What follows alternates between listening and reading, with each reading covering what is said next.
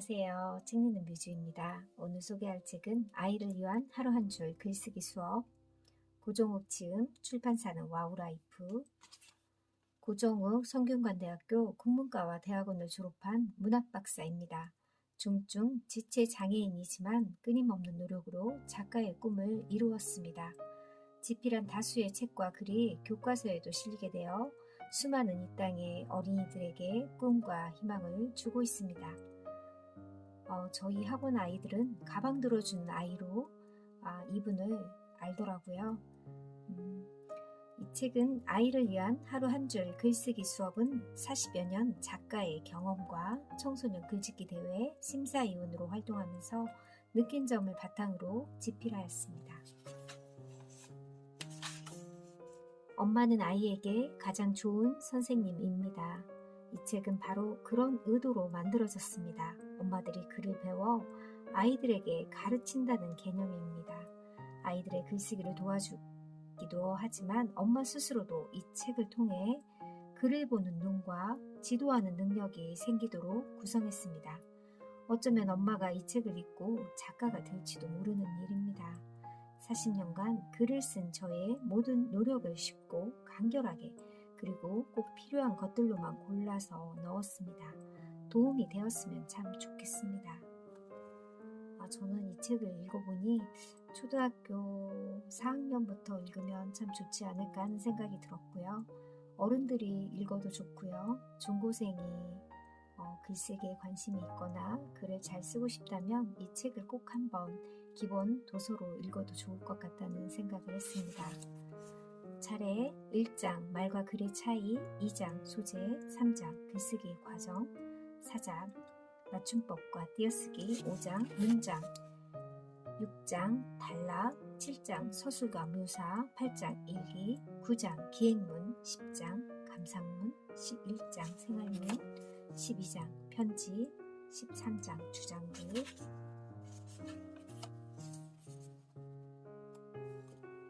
가장 중요한 말, 우리 아이가 말은 참 잘하는데 글을 쓰라면 골머리를 앓거나 써놓은 걸 보면 영 아닌 이유는 무엇일까요?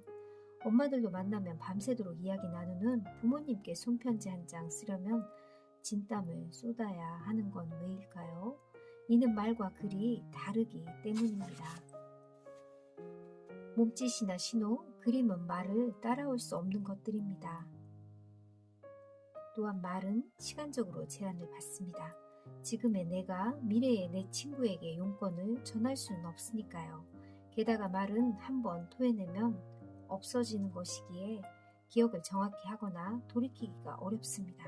뿐만 아니라 말을 하는 동시에 문장을 다듬거나 정제하기가 힘들다는 약점도 가지고 있습니다.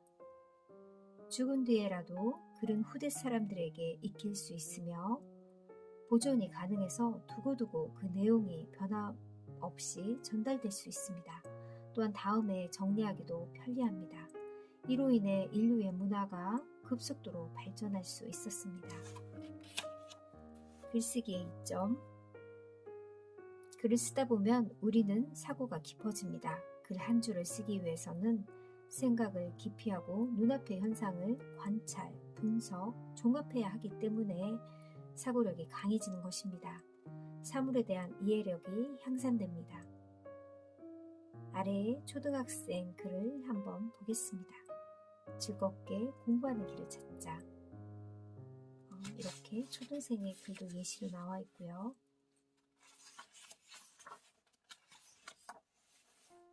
자녀들이 글을 쓰는 걸 보면 가관입니다. 주의력이 오래가지 못하니까 쓰다가 다른 곳에 갔다 오고 엉뚱한 곳에 집중을 합니다. 문맥이 안 맞고 빠진 내용이 있거나 같은 말을 2번 쓰기도 합니다. 소재와 주제가 결정되면 그 다음에는 쓸 글의 구상과 전개를 완성해야 하는 것입니다. 저는 글쓰기 교실을 수년째 운영하고 있습니다. 학생부터 일반인까지 글쓰기에 관심이 있거나 출판을 준비하는 사람들이 그 대상입니다. 코로나 시대를 맞이하여 주로 줌으로 교육을 실시합니다. 수강생들은 대부분 글쓰기를 좋아하거나 가슴속에 쓸 것이 있어서 그것을 표현하고 싶은 사람들입니다. 글쓰기는 기능적인 것이기 때문에 쉽게 늘지 않으니 저에게 옵니다. 저는 그들의 글을 읽고 부족한 부분을 채우도록 일깨워 줍니다. 그의 잘못된 점을 지적해주고 꼼꼼히 읽어주는 것이 제 역할입니다. 사실 저는 맞춤법과 띄어쓰기를 고민해 본 적이 별로 없습니다. 학교 들어가서 받아쓰기 시험을 보면 항상 100점을 맞았습니다. 왜 그럴까 생각해 보니 책을 많이 읽기 때문입니다. 책을 읽다 보니 올바른 맞춤법이 눈에 있고 몸에 배기 때문에 당연히 맞춤법 시험을 보면 다 맞을 수밖에 없지요. 독서 교육과 글쓰기 교육이 맞물려 있는 이유입니다. 저도 학원에서 아이들 이론 공부를 할 때 보면 맞춤법을 틀리는 친구들이 너무나 많은 걸 보고 아이들이 책을 많이 읽는다면 이런 맞춤법도 자연스럽게 잘 되지 않을까 하는 생각을 해봤어요. 그리고 저희 아이 고등학생 아이가 중간고사 국어 시험에서도 맞춤법이 많이 나왔는데 학생들이 맞춤법을 많이 틀렸다고 하는 이야기도 들었는데요. 책 독해나 책을 읽는 능력이 얼마나 중요한지 그 이야기를 듣고 생각하는 시간도 되었습니다. 갑자기 글을 쓰려니 맞춤법과 띄어쓰기가 어려울 수밖에 없습니다. 하지만 어린이들은 다릅니다. 맞춤법과 띄어쓰기를 잘 지키는 것이 중요합니다. 이를 한번 잘 익히면 평생 가기 때문입니다.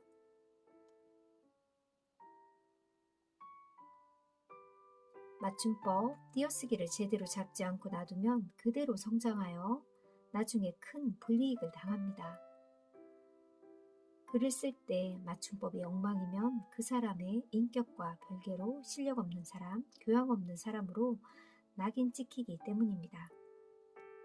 저는 이 부분이 참 좋았는데요. 논술고사나 취업시 자기소개서에서 맞춤법, 띄어쓰기 오류는 하나당 몇 점씩 감점이 되기 때문입니다. 간발의 차이로 합격이 결정되는 입시와 취업 전형에서 맞춤법으로 띄어쓰기를 못하면 기본이 안 되어 있거나 공부를 안 한 사람으로 판단할 여지가 생깁니다. 간발의 차이로 아주 중요한 요소, 띄어쓰기, 맞춤법을 틀리면 정말 속상할 것 같아요. 그리고 자기가 맞게 썼다고 생각하고 제출하는 경우도 있는데 꼭 확인하는 작업을 거쳐야 될 것 같아요. 어린 시절부터 맞춤법과 띄어쓰기에 관심을 가지고 공부하며 유념하는 것이 필요합니다. 어머니들이 자녀의 글을 지도할 때 자신도 맞춤법과 띄어쓰기가 어렵기 때문에 자신 없어 합니다. 고백하자면 작가인 저도 맞춤법과 띄어쓰기를 100% 정확하게 지키지 못합니다. 자주 틀리는 것들을 잘 유념해 두는 것이 좋습니다. 이렇게 잘 틀리는 부분 예문을 이렇게 나와 있는데요. 저도 한번 해봤습니다. 앞장에서는 고쳐서 하나 틀렸고요. 뒷장에서는 4개 정도 틀렸어요. 저는 이거를 그냥 갑자기 해봤는데 평상시에 그나마 독서를 좀 하다 보니 생각보다는 좋은 점수를 얻었다고 저는 생각했습니다. 헷갈리는 부분도 좀 있었고요.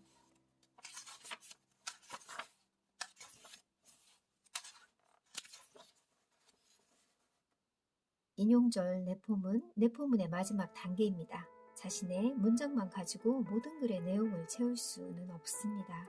인용을 잘해서 표현해야 글이 더 돋보이고 아름답게 강합니다.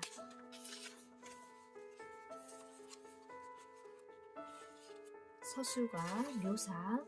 서술과 묘사는 글에서 이야기를 이끌어가는 두 가지 기둥이라고 보면 정확합니다. 이 둘을 조화롭게 사용할 수 있습니다.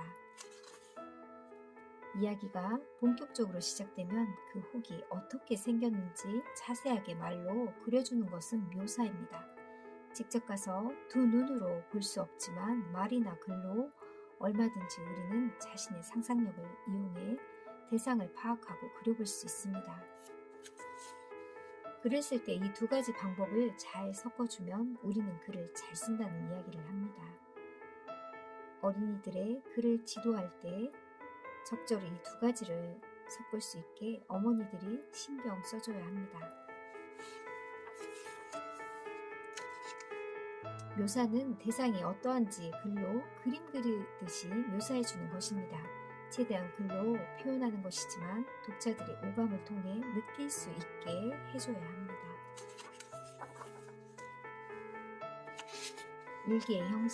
일기의 형식이라 할 것은 없습니다. 일기는 독자가 없는 글이기 때문에 일기장의 독자라고 생각하고 있으면 좋습니다. 읽는 사람이 없기 때문에 주어를 생략해도 아무런 문제가 없습니다. 당연히 글 쓴 사람이 나이기 때문입니다. 초등 어린아이들은 독자가 바로 선생님이겠네요. 초등학교 때 쓰는 글의 장르 가운데 기행문이 제법 있습니다. 기행문을 잘 써서 내면 체험학습 효과와 그 결과를 잘 정리할 수 있습니다. 기행문에 특별한 형식은 없습니다. 약간의 여행 요소들을 들어가게 해주면 좋습니다.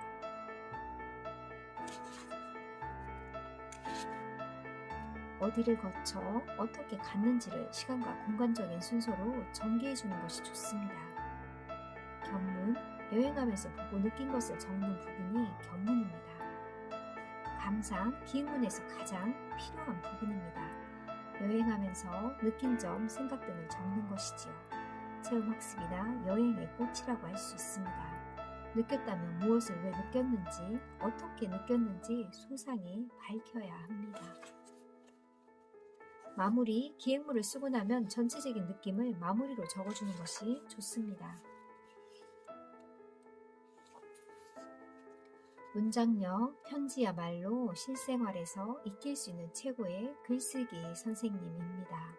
자신이 하려는 말을 오해하지 않도록 자신의 뜻을 잘 전달하도록 고심을 해야 합니다. 문장력이 길러질 수밖에 없습니다. 여러 번 신경 써서 집중해 글을 쓰는 것은 편지가 최고이기 때문입니다. 저는 20대 때 저희 신랑을 사귀면서 저희 신랑이 회의에 오래 있어가지고요. 편지를 한 2,000통 넘게 제가 썼는데요. 이 글을 보고 문장력이 길러질 수밖에 없다고 하는데 저는 그때 당시에 편지를 거의 일기 쓰는 형식으로 저의 보고서처럼 썼던 것 같기도 해요.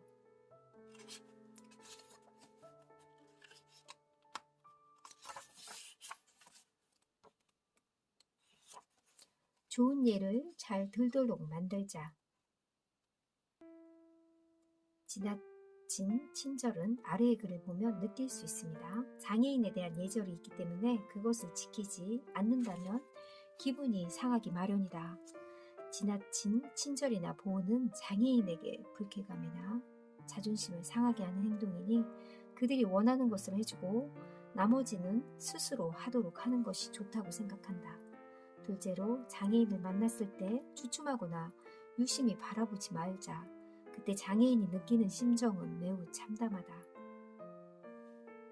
유심히 바라보거나 손가락질하는 것은 기분 좋은 일이 아닐 것이다. 그럴 때 꼭 이런 사람이 있죠. 셋째, 자기 만족의 기분으로 동정이나 자선을 베풀지 말자. 저는 이 짧은 글을 읽고 저는 지금 일부만 읽어드렸는데요. 초등학생이 썼다고 하기엔 너무나 정말 잘 쓴 글이라는 생각이 들었고요. 이 글을 읽고 장애인에 대한 인식 개선이 필요하다는 생각도 들었고 그런 교육도 받은 적이 있는데 누구나 장애인이 될 수 있다는 생각을 했습니다. 이 글을 보면 먼저 장애인에 대한 애정과 관심이 이처럼 많은데 놀라움을 금할 수 없습니다. 위의 글은 바로 초등학교 4학년 학생이라고 하는데요. 믿어지지 않을 정도로 정말 너무나 잘 썼다는 생각이 또 한 번 듭니다. 태고가 중요, 글도 마찬가지입니다. 아이들은 글쓰기가 고역이라고 생각해서 대강 쓰고 내버려 둡니다. 아무리 좋은 글도 그렇게 해서는 독자들에게 감동을 줄 수 없습니다. 끝날 때까지 끝난 게 아니라는 말이 있습니다. 마지막까지 긴장을 놓치지 말고 최선을 다해 원고를 다듬고 고쳐야만 합니다. 여러 번의 수정을 거쳐야 좋은 글이 나오고 탄생하는 것 같아요. 첫머리에 독자들을 확 끌어당깁니다. 수많은 독후감이나 백일장 혹은 각종 글들의 공모전 심사를 나는 많이 합니다. 그러면 엄청난 양의 글들이 응모되어 옵니다. 하나하나 정성껏 쓴 글들이지만 다들 비슷비슷합니다. 서론, 본론, 결론으로 이어지니까 서로는 평이하기 시작합니다. 음악도 첫 소절만 들어도 좋은지 나쁜지 알잖아요. 음악을 연주하는 사람도 첫 소절만 들어도 소리부터 다르기 때문에 바로 압니다. 첫머리에서 독자들을 확 끌어당기기 위해서는 첫 문장도 참 중요할 것 같습니다. 수많은 글들 가운데 내 글이 눈에 띄려면 첫 문장부터 확 눈에 띄게 지도해야 합니다.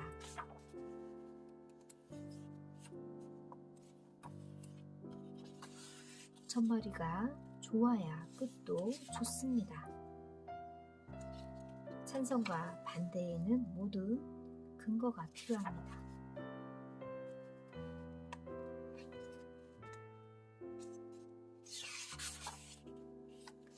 뒷부분에는 이렇게 부록이 나와 있고요. 글쓰기에 인용하면 힘이 되는 명언,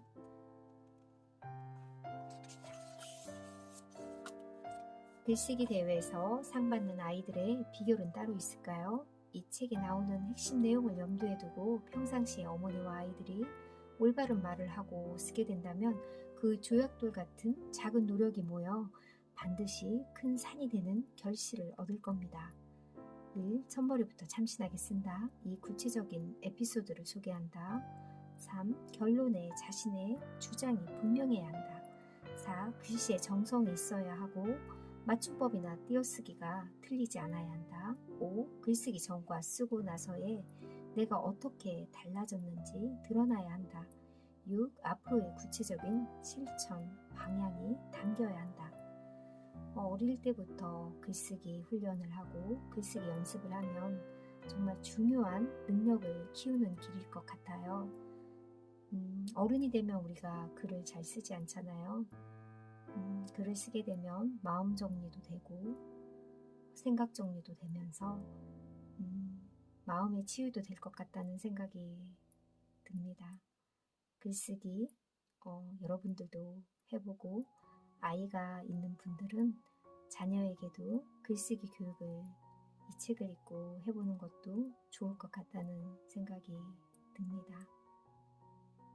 감사합니다.